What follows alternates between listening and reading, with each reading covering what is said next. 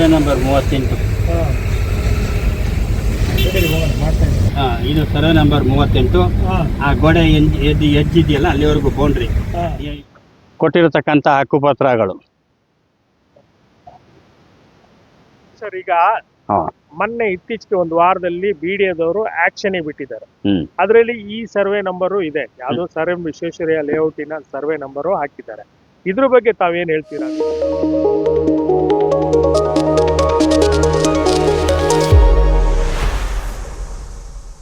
ನಮಸ್ಕಾರ ಸ್ನೇಹಿತರೆ, ನನ್ನ ಜೊತೆಗೆ ನಾಗರಾಜ್ ಸರ್ ಇದ್ದಾರೆ. ಅವರು ಬಿಡಿಎ ವಿರುದ್ಧ ಹಾಗೂ ಏನು ಈ ಜನತಾ ನಿವೇಶನ ಇದೆಯಲ್ಲ ಆ ಜನತಾ ನಿವೇಶನದ ಪರವಾಗಿ ಹೋರಾಟ ಮಾಡ್ತಾ ಇದ್ದಾರೆ. ಅವ್ರನ್ನ ಮಾತಾಡ್ಸೋಣ ಬನ್ನಿ. ಏನು ಇತ್ತೀಚೆಗೆ ಬಿಡಿಎದವರು ಆಕ್ಷನ್ ಬಿಟ್ಟಿದ್ದಾರೆ ಸೈಟ್ಗಳು, ಅದ್ರ ಬಗ್ಗೆನೂ ವಿಷಯ ತಿಳ್ಕೊಳ್ಳೋಣ ಬನ್ನಿ. ನಮಸ್ಕಾರ ನಾಗರಾಜ್ ಅವರೇ. ನಮಸ್ಕಾರ. ಪ್ರಮೋದ್ ನ್ಯೂಸ್ ವಾಹಿನಿಗೆ ಸ್ವಾಗತ. ನಮಸ್ಕಾರ ಪ್ರಮೋದ್ ಅವರೇ.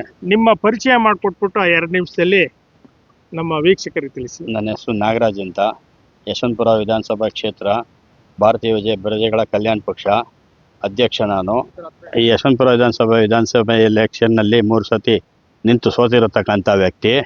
ಈ ಕ್ಷೇತ್ರದಲ್ಲಿ ಈ ಬಡ ಜನರಿಗೆ ಅಂತ 1975ನೇ ಇಸ್ವಿನಲ್ಲಿ ಜನತಾ ಸ್ಕೀಮ್ ಅಂತ ಮಾಡಿ ಕೇಂದ್ರ ಸರ್ಕಾರದ ವತಿಯಿಂದ 910 ಜನ ಬಡ ಫಲಾನುಭವಿಗಳು ಗುರುತಿಸಿ ಅವರಿಗೆ ನಿವೇಶನ ಹಂಚಿಕೆ ಮಾಡಿದರು. ಆ ನಿವೇಶನದಲ್ಲಿ ಬಡವರು ಕೂಲಿ ಕಾರ್ಮಿಕರು ಮನೆ ಕಟ್ಕೊಂಡು ವಾಸ ಮಾಡ್ಕೊಂಡಿದ್ರು. ಸರ್ಕಾರದ ವತಿಯಿಂದ ಏನೇನು ಸೌಲಭ್ಯ ಪಡಿಬೇಕೆಲ್ಲ ಪಡ್ಕೊಂಡು ಜೀವನ ಸಾಗಿಸ್ಕೊಂಡಿದ್ರು. ಇತ್ತೀಚೆಗೆ 2003ನೇ ಇಸ್ವಿನಲ್ಲಿ ಬೆಂಗಳೂರು ಅಭಿವೃದ್ಧಿ ಪ್ರಾಧಿಕಾರದವರು ನಿವೇಶನ ರಚನೆ ಮಾಡಲಿಕ್ಕೋಸ್ಕರ ಬಂದು ಆ ಸರ್ಕಾರದಿಂದ ಅನುಮತಿ ಪಡೆದೇನೆ ಅಧಿಸೂಚನೆಯನ್ನು ಹೊರಡಿಸಿದ್ರು. ಅದನ್ನು ನಾವು ಕೇಂದ್ರ ಸರ್ಕಾರದ ಯೋಜನೆಯಲ್ಲಿ ಕೊಟ್ಟಿರತಕ್ಕಂಥ ನಿವೇಶನಗಳನ್ನು ನೀವು ಯಾವುದಕ್ಕೆ ನೋಟಿಫಿಕೇಷನ್ ಮಾಡಿದ್ದೀರಿ ಅಂತ ಹೇಳ್ಬಿಟ್ಟು ಕರ್ನಾಟಕ ಉಚ್ಚ ನ್ಯಾಯಾಲಯದಲ್ಲಿ ದಾವೆ ಹಾಕಿ ಅವ್ರ ವಿರುದ್ಧ ಆದೇಶ ಮಾಡಿಸ್ಕೊಂಡಿದ್ದೀವಿ. ಮತ್ತು ಈಗ ಈ ಬಿಡಿಎನವರು ಸುಮಾರು 400 ಮನೆಗಳನ್ನು ಡೆಮಾಲಿಷನ್ ಮಾಡಿದರು. ಅದರ ಬಗ್ಗೆ ವಿರುದ್ಧನೂ ನಾವು ಕೇಸ್ ಉಚ್ಚ ನ್ಯಾಯಾಲಯದಲ್ಲಿ ದಾವೆ ಹಾಕಿ ಅದ್ರ ಬಗ್ಗೆನೂ ಆದೇಶ ಮಾಡಿಸ್ಕೊಂಡಿದ್ದೀವಿ. ಈಗ ನಾವು ಮನೆ ಕಟ್ಟಬೇಕು, BBMP ವ್ಯಾಪ್ತಿಗೆ ಬಂದಿದೆ. ಸರ್ಕಾರದವರು BBMP ವ್ಯಾಪ್ತಿಗೆ ಹಸ್ತಾಂತರ ಮಾಡಿರ್ತಾರೆ. ಈ BBMP ವ್ಯಾಪ್ತಿನಲ್ಲಿ ಇವಾಗ ಅವ್ರಿಗೆ ಬಡ ಜನಗಳಿಗೆ ಖಾತೆ ಕಂದಾಯ ಎಲ್ಲ ಇದು ಮಾಡಿಕೊಂಡು ಮನೆ ಕಟ್ಟಕ್ಕೆ ಅನುಕೂಲ ಮಾಡಿಕೊಡ್ಬೇಕಾಗಿ ನಾವು ಈಗಿನ ಗ್ರೇಟರ್ ಬೆಂಗಳೂರು ಅಭಿವೃದ್ಧಿ ಅವ್ರಿಗೆ ಅರ್ಜಿ ಸಲ್ಲಿಸಿರ್ತೀವಿ. ಅವರು ನೋಡಿ ಪರಿಶೀಲನೆ ಮಾಡ್ತಾ ಇದ್ದಾರೆ. ಈಗ ಮುಂದಕ್ಕೆ ಇದು ಯಾವ ರೀತಿ ಇದು ಮಾಡಬೇಕು ಅನ್ನೋದು ನಾವು ಸ್ವಲ್ಪ ಸರ್ಕಾರದಲ್ಲೇ ಇವತ್ತಿನ ಇದರಲ್ಲಿ ಏನು ಕೇಳಕ್ಕೆ ಹೋದ್ರೂ ಯಾವುದು ಕೆಲಸ ಕಾರ್ಯಗಳು ನಡೀತಾ ಇಲ್ಲ.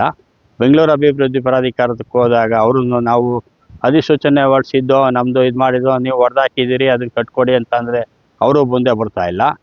ಈಗ ಬಡ ಜನರುಗಳು ಎಲ್ಲೋಗ್ಬೇಕು, ಏನು ಮಾಡಬೇಕು ಅನ್ನೋ ಇದನ್ನು ನಾವು ಭಾಳ ಸಮಸ್ಯೆ ಆಗಿದೆ. ಅದನ್ನು ತಾವು ತಮ್ಮ ವಾಹಿನಿಯಲ್ಲಿ ಇದು ಮಾಡಿ ಪ್ರಚಾರ ಪಡಿಸಿ ಬಡವರಿಗೆ ಸ್ವಲ್ಪ ಇದು ಅನುಕೂಲ ಆಗೋ ರೀತಿ ಅವ್ರ ಬಗ್ಗೆ ಹೋರಾಟ ಮಾಡಿ ಇದು ಮಾಡಿಕೊಡ್ಬೇಕಾಗಿ ನಿಮ್ಮಲ್ಲಿ ಕೇಳ್ಕೊಳ್ತೀನಿ. ಸರ್, ಈಗ ಮೊನ್ನೆ ಇತ್ತೀಚೆಗೆ ಒಂದು ವಾರದಲ್ಲಿ ಬಿಡಿಎದವರು ಆಕ್ಷನ್ ಬಿಟ್ಟಿದ್ದಾರೆ. ಅದರಲ್ಲಿ ಈ ಸರ್ವೆ ನಂಬರು ಇದೆ, ಯಾವ್ದೋ ಸರ್ವೆ ವಿಶ್ವೇಶ್ವರಯ್ಯ ಲೇಔಟಿನ ಸರ್ವೆ ನಂಬರು ಹಾಕಿದ್ದಾರೆ. ಇದ್ರ ಬಗ್ಗೆ ತಾವೇನ್ ಹೇಳ್ತೀರಾ? ಈ ಸರ್ವೆ ನಂಬರ್ನಲ್ಲಿ ಈಗಾಗಲೇ ಈ ಹಿಂದೆ 3-4 ನಿವೇಶನ ಹಂಚಿಕೆ ಮಾಡಿ ಅದೇ ಇದು ಮಾಡಿಕೊಟ್ಬಿಟ್ಟಿದ್ದಾರೆ, ಆಕ್ಷನ್ ಹಾಕಿ ಅವರು ಮನೆಗಳು ಕಟ್ಕೊಬಿಟ್ಟಿದ್ದಾರೆ. ಅವ್ರು ಕೇಳಕ್ಕೆ ಹೋದರೆ ನಮಗೆ BDNವರು ಕೊಟ್ಟಿದ್ದಾರೆ ಅಂತ ನಮಗೆ ಅಲ್ಲೇ ದೌರ್ಜನ್ಯ ಮಾಡಕ್ಕೆ ಬರ್ತಾ ಇದ್ದಾರೆ.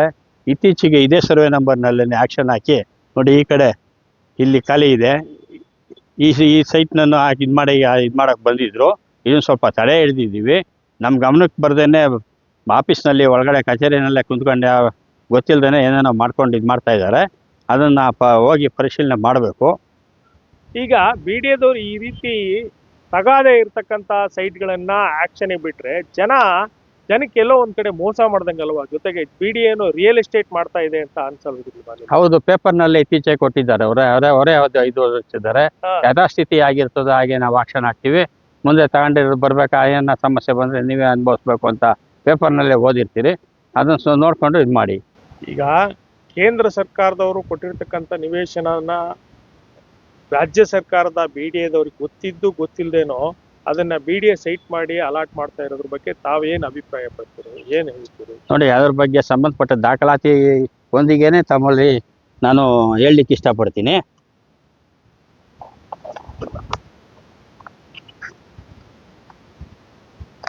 ನೋಡಿ ಇದು ಕೇಂದ್ರ ಸರ್ಕಾರದ ಯೋಜನೆಯಲ್ಲಿ ಕೊಟ್ಟಿರ್ತಕ್ಕಂಥದ್ದು ನಿವೇಶನ, ಗ್ರಾಮೀಣ ವಸತಿ ಇದಕ್ಕೆ ಬಂದಿರೋದು. ಇದನ್ನ ನಿವೇಶನ ಲೇಔಟ್ ಮಾಡಿ ಆಗಿನ ಕಾಲದಲ್ಲೇನೆ ಬಡ ಜನಗಳಿಗೆ ನಕ್ಷೆ ಪ್ರಕಾರ ನಿವೇಶನ ಹಂಚಿಕೆ ಮಾಡಿ ಲೇಔಟ್ ಪ್ಲಾನ್ ಮಾಡಿ ಬಡವರು ಕೊಟ್ಟಿರ್ತಕ್ಕಂಥ ನಿವೇಶನ. ಸರ್ವೆ ನಂಬರು 38 39 ನೋಡಿ ಇಲ್ಲೇ ಇದೆ.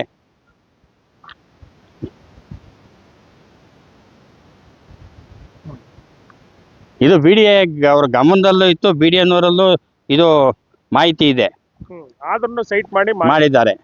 ನೋಡಿ ಇದೆಲ್ಲ ಮಾಡಿದಾಗ ಎಲ್ಲೋ ಒಂದ್ ಕಡೆ BDAದವರು ಚೀಟ್ ಮಾಡ್ದಂಗಲ್ವಾ ಕಸ್ಟಮರ್ಗಳಿಗೆ? ಹೌದು. ನೋಡಿ ಇದು ಕೇಂದ್ರ ಸರ್ಕಾರದಲ್ಲಿ ಕೊಟ್ಟಿರತಕ್ಕಂಥ ನಿವೇಶನದಾರರ ಹಂಚಿಕೆ ಪಟ್ಟಿ, ಪಡೆದಂಥ 910 ಜನ ಫಲಾನುಭವಿಗಳ ಪಟ್ಟಿ. ಇದು ಯಲಹಂಕ ತಾಲೂಕ್ ಪಂಚಾಯತಿನಲ್ಲಿ ದಾಖಲೆ ಇದೆ, ಪರಿಶೀಲನೆ ಮಾಡ್ಕೋಬಹುದು. ಇದು ಅವ್ರಿಗೆ ಕೊಟ್ಟಿರತಕ್ಕಂಥ ಹಕ್ಕು ಪತ್ರಗಳು.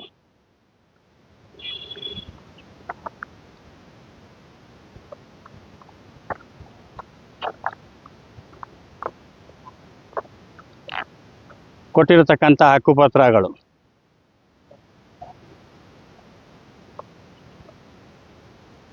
ಈ ಥರ ಕೊಟ್ಟಿರೋವಾಗ ಬೆಂಗಳೂರು ಅಭಿವೃದ್ಧಿ ಪ್ರಾಧಿಕಾರದವರು ಗಮನದಲ್ಲಿದ್ದೇನೆ ಸರ್ಕಾರದ ಜಿಲ್ಲಾಧಿಕಾರಿಗಳಲ್ಲಿ ಪರಿಶೀಲನೆ ಮಾಡಿದರೆ ಅವರು ಇದು ಮಾಡಿದವರು. ಇವರು ಸರ್ಕಾರದ ಅಧಿಸೂಚನೆ ಅಂತ ಈ ಥರ ಅಧಿಸೂಚನೆ ಹೊರಡಿಸ್ಬಿಟ್ಟು ನಾವು ಸ್ವಾಧೀನ ಮಾಡ್ಕೊಂಡಿದ್ದೀವಿ ಅಂದ್ಬಿಟ್ಟು ಜನಗಳಿಗೆಲ್ಲ ಯಾಮಾರಿಸಿ ಹಂಚಿಕೆ ಮಾಡ್ತಾ ಇದ್ದಾರೆ. ಈಗ ತಾವೇನಾದರೂ ಈಗ ಈ ಆಕ್ಷನ್ ಸೈಟ್ ಬಿಟ್ಟಿದಾರಲ್ಲ, ಇದ್ರ ವಿರುದ್ಧವಾಗಿ ಹೋರಾಟ ಮಾಡೋದಕ್ಕೆ ರೆಡಿ ಇದ್ದೀರಾ? ಕೋರ್ಟ್ಗೆ ಏನಾದರೂ ಹೋಗ್ತೀರಾ? ಆ ಜಾಗದ ಹಕ್ಕುಪತ್ರದಾರರು ಬಂದು ನನ್ನಲ್ಲಿ ಕೇಳ್ಕೊಂಡ್ರೆ ನಾನು ಅವ್ರ ಬಗ್ಗೆ ಹೋರಾಟ ಮಾಡೋದಕ್ಕೆ ನಿಂತ್ಕೊಂತೀನಿ. ಓಕೆ. ಈಗ BDA ಸೈಟ್ ತಗೊಬೇಕೋ ತಗೊಬಾರ್ದು ಜನರು? ಅದು ಜನಗಳಿಗೆ ಬಿಟ್ಟಿದ್ದು. ನಾವು ತಗೊಳ್ಳಿ ಅಂತ ಹೇಳೋದಕ್ಕೆ ನಾವ್ಯಾರು, ತಗೊಂಬೇಡಿ ಅನ್ನೋದಕ್ಕೆ ನಾವ್ಯಾರು? ಆಗಲ್ಲ. BDAದಲ್ಲಿ ತಗೊಂಡಿರ್ತಕ್ಕಂಥ ಸೈಟ್ಗಳಿಗೆ ತಗಾದೆಗಳು ತುಂಬಾ ಜಾಸ್ತಿ ಇದಾವೆ ಅಂತ ಹೇಳಿ ಜನರ ಒಕ್ಕೂರು. ಹೌದು. ಅದ್ರ ಮೇಲ್ಗಡೆ ಬಹಳಷ್ಟು ಜನ 15-20 ವರ್ಷ BDAಗೆ ಚಪ್ಪಲಿ ಸೌದು ಹೋಗಿ ಬೇಜಾರಾಗಿ BDA ಆಫೀಸ್ ಮುಂದೆ ಮಾತಾಡ್ತಾ ಇರೋದನ್ನ ನಾನು ನೋಡಿದ್ದೀನಿ. ಇದನ್ನ ತಾವು ಓಡಾಡಿದ್ದೀರಾ, BDAಗೆ ಓಡಾಡಿದ್ದೀರಾ, ಕಂದಾಯ ಭವನಕ್ಕೆ ಓಡಾಡಿದ್ದೀರಾ, ಮಾಹಿತಿ ಹಕ್ಕು ಕೋರ್ಟ್ಗೂ ಓಡಾಡಿದ್ದೀರಾ. ಇದರ ಅನುಭವದ ಮೇಲ್ಗಡೆ ಜನಕ್ಕೆ ಏನ್ ಹೇಳಲಿಕ್ಕೆ ಇಷ್ಟಪಡ್ತೀವಿ? ಸ್ವಾಮಿ, ನನ್ನ ಅನುಭವದಲ್ಲಿ ಇದು ಹೇಳ್ಬೇಕಂದ್ರೆ ನನ್ನ 15-20 ವರ್ಷದಿಂದ ಹೋರಾಟ ಆದ್ರೂ ಇನ್ನ ಸಮಸ್ಯೆ ಬಗೆಹರಿದಿಲ್ಲ. ತಾವು ತಮ್ಮ ಇದು ನೋಡಿಕೊಂಡು ನೀವು ಪರಿಶೀಲನೆ ಮಾಡಿ ತಗೊಳ್ಬೇಕಾಗಿ ತಮ್ಮಲ್ಲಿ ಜನಗಳಲ್ಲಿ ನಾನು ಪರಿಶೀಲನೆ ಮಾಡಬೇಕು ಅಂದ್ರೆ ಯಾವ ಡಾಕ್ಯುಮೆಂಟ್ ನ ಪರಿಶೀಲನೆ ಮಾಡಬೇಕು ಜನರು? ಅವರು ಸಂಬಂಧಪಟ್ಟ ಇಲಾಖೆಗೆ ಕಾನೂನು ಅಧಿಕಾರಿಗಳನ್ನ ಕೇಳಿ ಕಾನೂನು ಸಲಹೆ ಪಡ್ಕೊಂಡು ತಗೊಳ್ಬೇಕಾ ಬೇಡವಾ ಅಂದ್ಬಿಟ್ಟು ಕಾನೂನು ಇಲಾಖೆ ಕಾನೂನು ಅಧಿಕಾರಿಗಳಿಂದ ಈ ಮಾಹಿತಿ ಪಡ್ಕೊಂಡು ತಗೊಳ್ಬೇಕಾಗಿ ಬರ್ತದೆ. ಬೇರೆ ಇನ್ನೇನಾದ್ರೂ ಹೇಳಲಿಕ್ಕೆ ಬಯಸ್ತೀರಾ ನಮ್ಮ ವೀಕ್ಷಕರಿಗೆ, BDA ಸೈಟ್ ನ ಪರ್ಚೇಸ್ ಮಾಡುವಂತವ್ರಿಗೆ? ಅದೇ ಈಗ ಕಾನೂನು ಇದು ಲೀಗಲ್ ಒಪಿನಿಯನ್ ತಗೊಂಡು ಪರ್ಚೇಸ್ ಮಾಡ್ಕೊಳ್ಬೇಕಾಗಿ ನಂದು ಒಪಿನಿಯನು. Survey number 38. ಇದು ಸರ್ವೆ ನಂಬರ್ 38. ಆ ಗೋಡೆ ಎಡ್ಜ್ ಇದೆಯಲ್ಲ ಅಲ್ಲಿವರೆಗೂ ಬೌಂಡ್ರಿ. ಫೆನ್ಸಿಂಗ್ ಹಾಕಿರೋರು, ಇಲ್ಲಿ ಮನೆ ಕಟ್ಟಿರೋರು ಜನತಾ ನಿವೇಶನದಾರರು.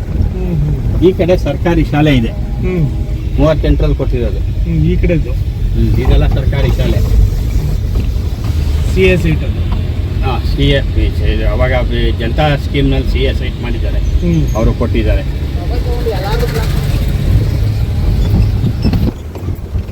ಈ ಗೋಡೆ ಹೆಜ್ಜು ಇದು ಈ ಕಡೆಗೆ ಜನತಾ ಸೈಟ್ಗಳು, ಆ ಕಡೆ BDA.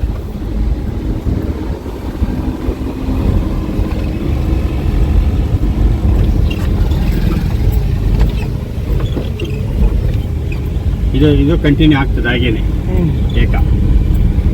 ಇದೆಲ್ಲ ನೋಡಿ 106 ಮನೆ ಕಟ್ಕೊಂಡಿದ್ದಾರೆ. 38 ಸರ್ವೆಯಲ್ಲಿ. Survey number 38. BDA ಅಲ್ಲ, ಜನತಾ ಸ್ಕೀಮ್ನಲ್ಲಿ ಕೊಟ್ಟಿರೋ ಮನೆಗಳು. BDO.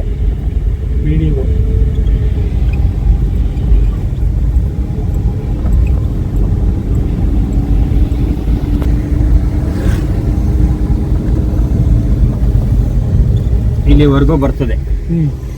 ಈ ಮನೆ ಕಟ್ಟಿದಾರಲ್ಲ ಅಲ್ಲಿಂದ ಆ ಕಡೆ BDA ಸೈಟ್ ನೋಡ್ದು, ಆ ಮನೆಯಿಂದ ಈ ಕಡೆಗೆ ಜನತಾ ಸೈಟ್ ನೋಡ್ದು.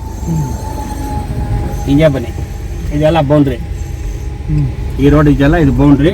ಇದು ಈ ಕಡೆ ಜನತಾ ಕಾಲೋನಿ.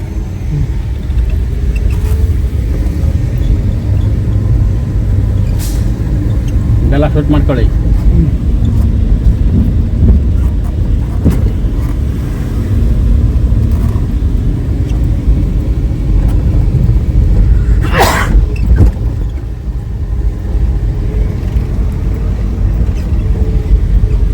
ಎಲ್ಲ ಜನತಾ ಕಾಲೋನಿ,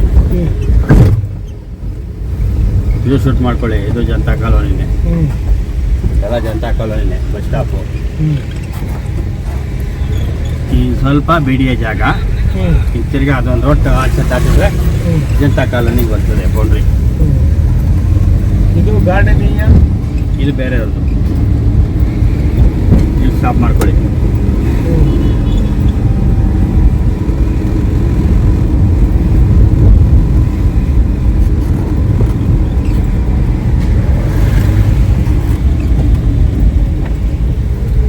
ಈಗ ಆಕ್ಷನ್ ಹಾಕ್ತಿದ್ದಾರಲ್ಲ ಬಿಡಿಯೋದವರು, ಆಕ್ಷನ್ ಹಾಕಿರೋದು ತೋರಿಸ್ತೀನಿ ಬನ್ನಿ. ಇಲ್ಲಿ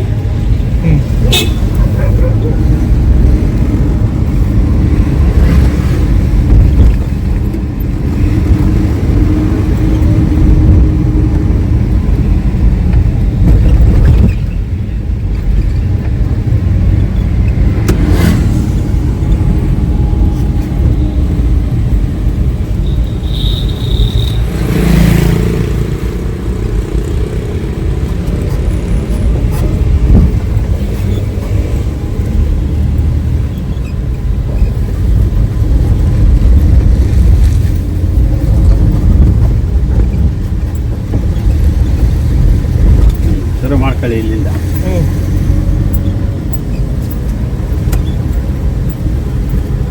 ಈಗ ಇಲ್ಲಿಂದ ಬೌಂಡ್ರಿ, ನೋಟಿಫಿಕೇಶನ್ ಕೊಟ್ಟಿದಾರಲ್ಲ, ಇಲ್ಲಿಂದ ಬೌಂಡ್ರಿ ಬರ್ತದೆ. ಈ ಕಡೆ ಎಲ್ಲ ಜನತಾ ಕಾಲೋನಿ, ಇದೆಲ್ಲ ಜನತಾ ಕಾಲೋನಿ. ಇದು ಈಗ ಆಕ್ಷನ್ ಬಿಟ್ಟಿರೋದು ಇದರಲ್ಲಿ ಇರೋದು ಬಿಟ್ಟಿದ್ದಾರ. 38ರಲ್ಲಿ ಇರೋದು ಆಕ್ಷನ್ ಬಿಟ್ಟಿದ್ದಾರೆ. ಇದು ಬೌಂಡ್ರಿ BDN ಅವ್ರು ಕೊಟ್ಟಿರೋದು, ಅದು ಬೇರೆ. ಈ ರೋಡಿಂದ ಈ ಕಡೆಗೆಲ್ಲ 38 ಸರ್ವೆ ನಂಬರ್ ಜಾಗ. ಈ ಕಡೆದು ಯಾವ ಸರ್ವೆ ನಂಬರ್ ಲೆಫ್ಟ್ ಅಲ್ಲಿ ಇರೋದು? ಅದು ಬೇರೆಯವ್ರದ್ದು ಅಲ್ಲ, ಸರ್ವೆ ನಂಬರು. ಸರ್ವೆ ನಂಬರ್ ಅದು ಬೇರೆಯವ್ರಿಗೆ ಗೊತ್ತಿಲ್ಲ. ಇಳುವಳಿ ಜಮೀನು ಮಾಡ್ತಾ ಇದ್ರು ನೋಡಿ. ಅಲ್ಲಿ ಒಂದು ಗಾಡಿ ಇಟ್ಕೊಂಡಿದಾರಲ್ಲ, ಅಲ್ಲಿವರೆಗೂ ಬರ್ತದೆ ತಿಂಡಿ ಮನೆ ಅಂತ ಹೇಳ್ಬಿಟ್ಟು. ನೋಡಿ ಈ ಬಿಲ್ಡಿಂಗ್, ಈ 2 ಬಿಲ್ಡಿಂಗು ಆಕ್ಷನ್ ಹಾಕಿದ್ದಾರೆ. ಈ 3 ಬಿಲ್ಡಿಂಗು ಇದು ಮಾಡಿಕೊಟ್ಟಿದ್ದಾರೆ BD ಅವರು. ಈ ಕಡೆ ತಗೊಳ್ಳಿ, ಇದು ಬರ್ತದೆ.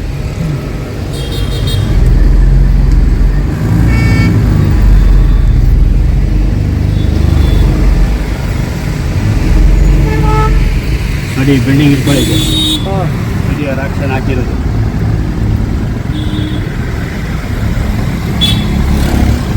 ನೋಡಿ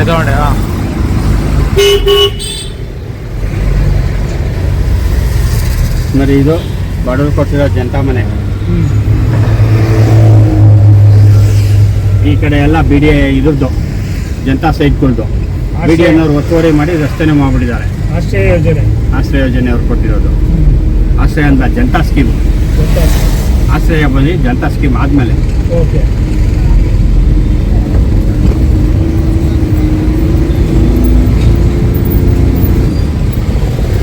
ಈ ಕಡೆ ಎಲ್ಲ ಇದೆಲ್ಲ ಜನತಾ ಸ್ಕೀಮ್ ಸೈಟ್ಗಳೇ. ಕ್ರಾಸ್ ಇಲ್ಲಿ ಒಳಗೆ ಹೋಗ್ತದೆ. ಇದು BDA ಜಾಗನೇ.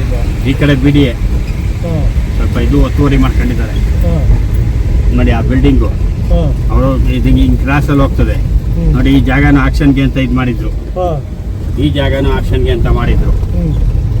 ಯಾಕಂದ್ರೆ ಇಟ್ಕೊಳ್ಳಿ, ಅದು ಇದು ಆಕ್ಷನ್ಗೆ ಅಂತ ಮಾಡಿದ್ರು, ಇದು ಆಕ್ಷನ್ಗೆ ಅಂತ ಮಾಡಿದ್ರು. ಇವಿಷ್ಟು ನಾಗರಾಜ್ ಸರ್ ಅವರ ಮಾತು. ಈ ಚರ್ಚೆನ ಮುಗಿಸ್ತಾ ಇದ್ದೀವಿ.